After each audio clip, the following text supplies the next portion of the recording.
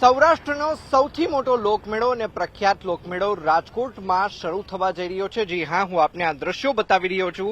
આ દ્રશ્યો છે રાજકોટના રેસકોર્સ મેદાનના દ્રશ્યો છે કે જ્યાં આગામી 24મી તારીખથી લોકમેળાની છે તે શરૂઆત થનાર છે અને આ લોકમેળો છે તે 28 ઓગસ્ટ સુધી ચાલશે।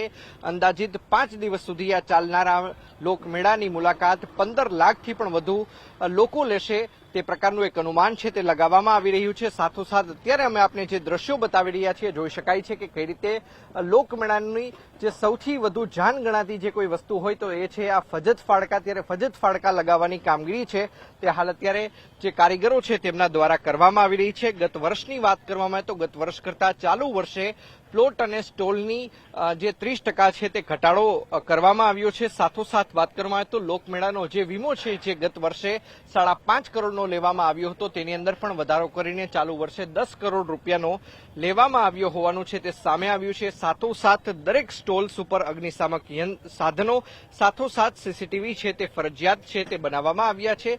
સાથોસાથ ભીડને નિયંત્રણ રાખવા માટે ડ્રોનનો પણ સહારો છે તે ખાસ કરીને લેવામાં આવશે। ચાલુ વર્ષે આ લોકમેળાનું નામ ધરોહર લોકમેળો છે તે ખાસ કરીને રાખવામાં આવ્યું છે। ખાસ કરીને લોકમેળાની જો વાત કરવામાં આવે તો આઠમની રાત્રે જે જંગી જનમેદની છે તે અહીં ઉમટી પડતી હોય છે અને તેના જ કારણે મેળાની મજા માણવા ન માત્ર રાજકોટ સૌરાષ્ટ્ર પરંતુ ગુજરાત બહારના લોકો છે તે પણ ખાસ કરીને આવતા હોય છે અને કેટલાક વિદેશી મહેમાનો છે તે પણ આ લોકમેળાની મુલાકાત છે તે લેતા હોય છે। જે પ્રમાણે ટીઆરપી ગેમ ઝોન અગ્નિકાંડ સામે આવ્યો છે ત્યારબાદથી ચાલુ વર્ષની જો વાત કરવામાં આવે તો ભીડ વધુ પ્રમાણમાં એકત્રિત ન થઈને જો એકત્રિત થશે તો જે એન્ટ્રી છે તે પણ બંધ કરવા બાબતે તંત્ર દ્વારા ચર્ચા વિચારણા છે તે ખાસ કરીને કરવામાં આવી છે। અત્યારે તો પૂરજોશમાં તૈયારી ચાલુ કરવી પડે એવી છે, કારણ કે દિવસો ઓછા છે અને હર બાર હરાજીના લોકો તિરસ્કાર કરતા હતા અને ત્યારે અમને એમ થયું કે ભાઈ આ રાજકોટની અંદર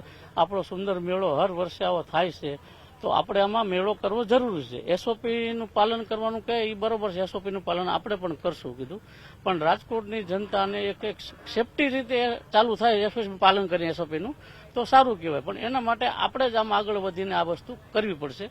એટલા માટે અમે પછી સાહેબને કીધું ભાઈ આ બધા પ્લોટો અમે અહીંના રાખી દઈશું આખા રેસકોર્ટના હોલને અને એસઓપીનું પાલન કરશું। ત્યાર પછી હવે અમારે રાઇડો તાત્કાલિક જલ્દી મગાવવી પડે, દિવસો નહોતા, નકર તો આ મેળો 20 દી પહેલા તૈયાર થઈ ગયો।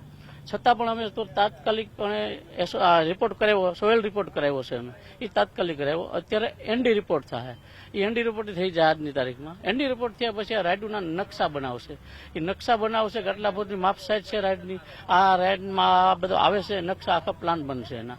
એ પ્લાન બન્યા પછી અમારે રાઇડ ઊભી થયા પછી આખું પ્લાન પછી એનું જોઈશે લેવલ કમિટી આવીને જોઈશે, એટલે જોશે કે ભાઈ આમાં રાઇડ હવે ચાલુ કરી શકાય છે કે કેમ, તો જોશે પછી એમ કે રાઇડના બરોબર ચાલુ કરી શકાય, એટલે એ રિપોર્ટ અમને એ લોકો આપે એટલે અમે સીધું લાયસન્સમાં મેકશું, લાયસન્સ બ્રાન્ચમાં મેકશું એટલે લાયસન્સ બ્રાન્ચમાં અમારે સીધું ત્યાંથી લાયસન્સ પાસ થઈને આવી જાય। એક એસઓપીના હિસાબે આ કમિટી આવશે યાંત્રિકની, એ જ બધું તૈયાર કરીને કહે છે, એટલે પછી સીપીમાં તો અમારે લાયસન્સમાં રજૂ કરીને લાયસન્સ બ્રાન્ચમાં અને અમને લાયસન્સ આપે એટલે અમારે ચાલુ કરવાનું રહેશે।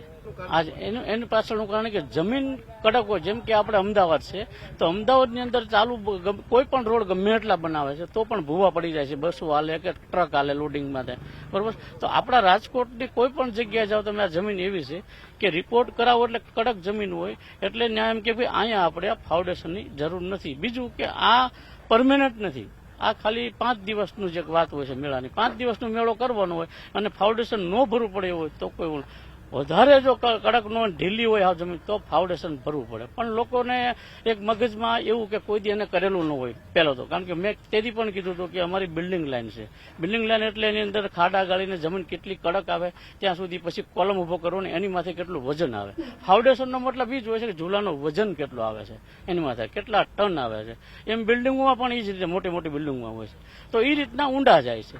પણ નો જો 4 માળનું બિલ્ડિંગ કરવું હોય જોવે કે ના આની અંદર આ વજન પ્રમાણે આ રિપોર્ટ બરોબર છે, આમાં તમે 3 ફૂટ જ ઊંડાડો, પણ એ બિલ્ડિંગ વજન કરવાનું હોય।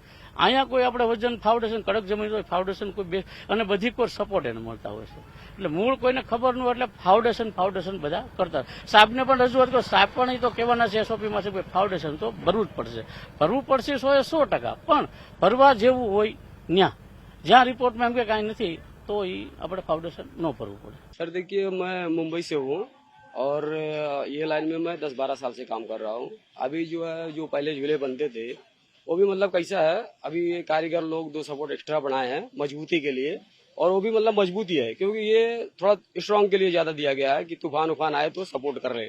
अगर वो तूफान आता तो उनको टोकरी उतारनी पड़ती जिसमें पब्लिक बैठ के झूलती है, तो इसमें क्या है, इसमें भी उतारना पड़ेगा, लेकिन क्या है ये हवा के लिए थोड़ा तूफान उफान आने पे सपोर्ट रखता है। मेन इसका ये है सर। कितने दिन में ये बनकर ठीक हो सर ये कैसा है, मतलब ये लेबर पे डिपेंड करता है। लेबर फास्ट होना चाहिए, लेबर स्लो होना चाहिए, जानकारी वाला होना चाहिए, और कोई जानकारी उनको नहीं रहती उनको ज्यादा टाइम लगता है, और जो जानकार होते हैं उनको कम लगता है। यानी कि ये हम लोग 6 से 7 दिन में मिनिमम, मतलब कुछ प्रॉब्लम नहीं आया तो 6 से 7 दिन में फिटिंग हो जाता है। और अगर मतलब लेबर जानकार नहीं है तो 8 दिन 10 दिन भी लगा देते हैं, ऐसा होता है।